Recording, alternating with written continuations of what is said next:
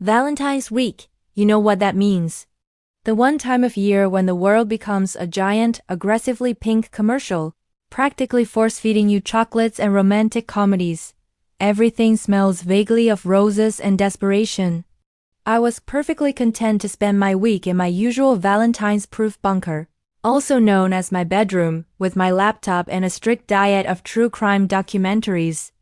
Love? No thanks. I'd rather solve a fictional murder. I was scrolling through my phone, expertly dodging photos of happy couples when it happened. My phone screen flickered, not like a low battery flicker, but a full-on 80s horror movie kind of glitch. Static crackled, and then 2 lines of text burned onto the screen. Your soulmate has been selected. I just stared at it. Right, a new dating app scam probably. They were getting more creative. I'll give them that. I rolled my eyes and went to swipe it away, but the message wouldn't disappear. Instead, it pulsed a soft digital heartbeat. What kind of scam is this? I muttered, tapping the screen a little harder, as if that would help. That's when things went from weird to full-blown techno-poltergeist. My laptop, which had been closed on my desk, suddenly sprang to life. The screen lit up, displaying the same message. Your soulmate has been selected. Before I could even process that, my smart speaker crackled to life.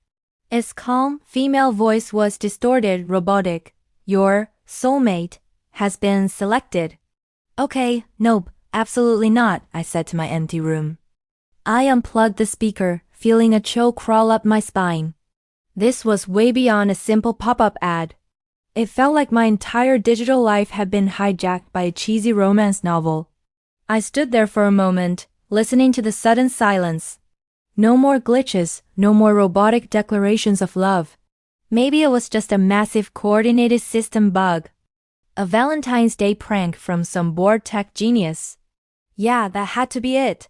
I decided to just ignore it. If I didn't engage, it would go away. Famous last words, right?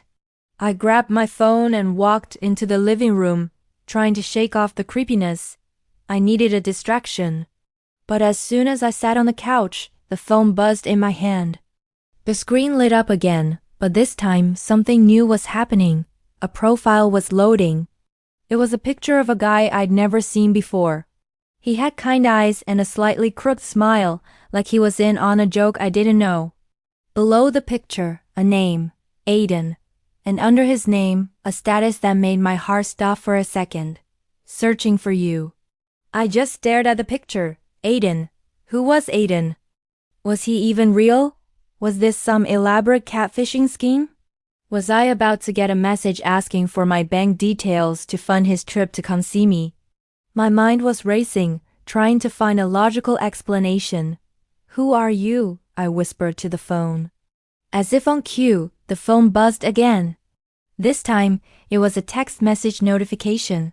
The sender? Aiden. My thumb hovered over the notification, my stomach twisting into a knot.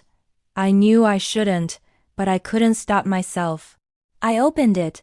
The message was short, but it changed everything. Did you get the message too?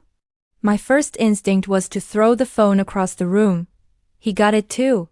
What did that even mean?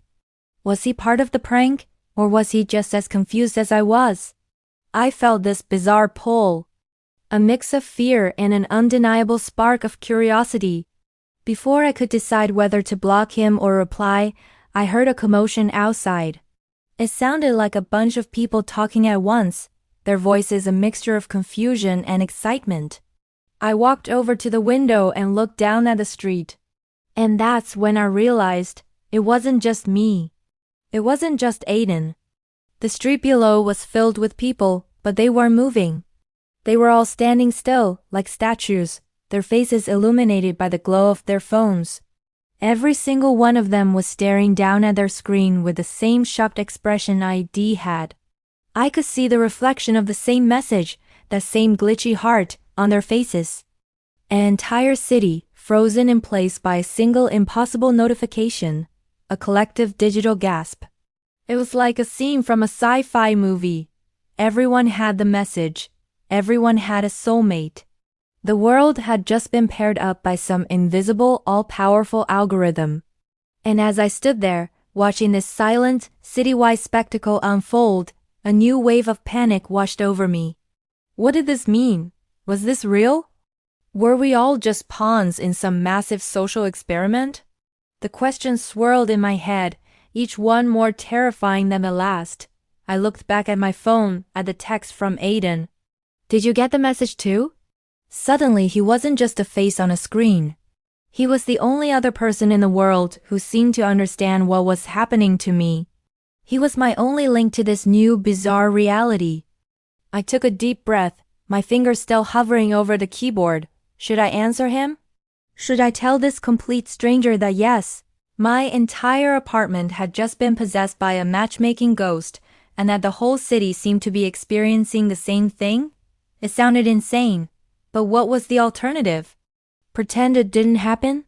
Go back to my true crime documentaries while the world outside fell under some kind of digital love spell? I had to know more. I had to know if he was real, if this was real. My thumb finally moved. I typed out a reply, my hands shaking slightly. Yes, what is happening? I hit send. The 3 little dots appeared immediately. He was typing back. I held my breath, my eyes glued to the screen. This felt bigger than just a weird glitch. It felt like the beginning of something I couldn't possibly understand. It felt like the day the rules of love, of connection, of everything, just broke. The day the world changed, and I was standing right at the epicenter of it, all because of a single impossible message on Valentine's week. And just as I was lost in that thought, a final message appeared on my phone screen, not from Aiden, but from the system itself. The same robotic text, but this time it was different. It wasn't a question. It was a statement, a command, a conclusion. Connection initiated.